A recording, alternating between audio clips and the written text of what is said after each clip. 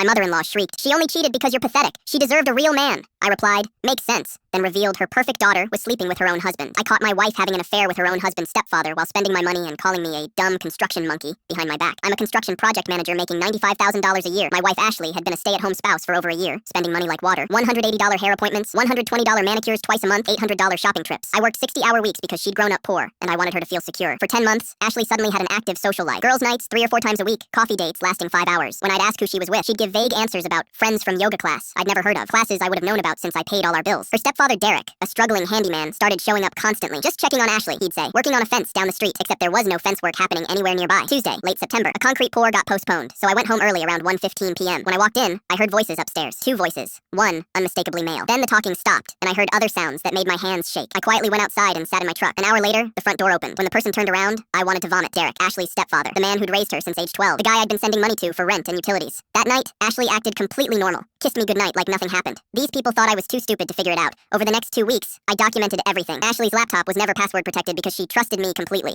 Inside a hidden folder, hundreds of photos and videos of them together in our bed, on our couch, in my home office. Timestamps showed 18 months, starting 6 months after we got married. The worst part was their encrypted messages. Derek called me a dumb construction monkey. Ashley called me her personal ATM and bragged about manipulating me. Connor actually believed I wanted to start a jewelry business. Gave me $3,000 for startup costs. We should take another weekend trip to that bed and breakfast. They'd been taking romantic trips with my money while I worked, thinking I was supporting her dreams. Messages mocked Patricia, Derek's wife, and Ashley's mother. Mom thinks Derek's been getting more handyman jobs. If only she knew what kind of work he's really doing. LOL. I dug into Derek's finances. He'd been depositing money I sent to help with bills into a secret account. Over $28,000. Money from me, intended for their rent and groceries. I met with a divorce attorney and financial advisor, moved all my money to new accounts Ashley couldn't access. Then I chose Saturday, November 15th. Ashley invited her parents over for dinner to celebrate our planned European vacation. Before dinner, I stood up with a manila envelope. I wanted to share something important. I placed the first photograph on the table. Ashley and Derek on our couch. Patricia's smile vanished. Ashley choked on her water. Derek looked ready to vomit. This was taken 8 weeks ago while I was at work. I placed more photos down. Bank records showing Derek's secret account. Screenshots of their messages. Patricia stared at everything, her face cycling to pure rage. "You sick, disgusting freaks," Ashley cried about how I'd been emotionally abusive. Derek claimed the photos were fake. I opened my laptop and played video recordings where they laughed about how stupid I was. Ashley's voice. "Connor's such a dumb construction monkey. It's so easy to manipulate him." Patricia grabbed a glass ashtray and hurled it at Derek's head, missing by inches. "24 years I've worked my ass off while you screwed my daughter." When Ashley approached, Patricia slapped her so hard the sound echoed. "Don't you dare call me mom ever again." Before leaving, Patricia said, "I'm going straight to my brother's house. Marcus is going to be especially interested." Derek went completely white. Patricia's brother Marcus had done serious prison time for aggravated assault. I'd already sent the evidence to everyone. Both families, Ashley's former co-workers, Derek's clients, local Facebook groups, the newspaper. By Sunday morning, everyone in town knew. Patricia filed police reports for fraud. Derek's account was frozen. Within 10 days, both were homeless. Patricia evicted Derek. Ashley had no job, no savings, no skills. Derek couldn't find work. 2 months later, Ashley called sobbing. "I made the biggest mistake. I'll do anything. Just please help me." I hung up and blocked the number. Last I heard, they're still living in Derek's beat-up truck, sleeping in a vehicle and begging for spare change.